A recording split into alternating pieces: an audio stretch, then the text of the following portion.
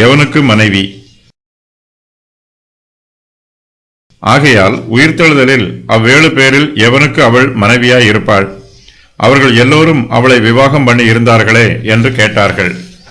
சதுசேயர்கள் இந்த கற்பனை சம்பவத்தை இயேசு கிறிஸ்துவிடம் கூறுகிறார்கள். பின்பு உயிர்த்தெழுதலில் அவ்வேழு பேரில் எவனுக்கு அவள் மனைவியாய் இருப்பாள் என்னும் கேள்வியை கேட்கிறார்கள். இந்த கேள்விக்கு உங்களால் பதில் கூற முடியாது, ஆகையினால் உயிர்த்தெழுதல் இல்லை என்று நாங்கள் கூறுகிறோம் என்பது சதுசேயரின் விவாதமாகும்.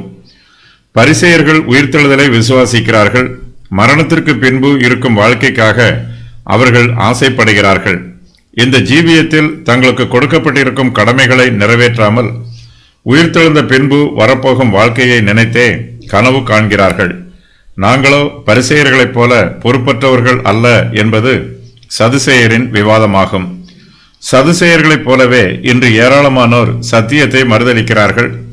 அதே வேளையில் பலர் பரிசேயரைப் போல சத்தியத்தோடு தங்களுடைய சுய ஆசைகளையும் கலந்து சத்தியத்தை மாசுபடுத்துகிறார்கள். சத்தியம் தெளிவாக இருக்க வேண்டும். அப்போதுதான் அது தன்னுடைய முழு பலத்தோடு கிரியை நடப்பிக்கும்.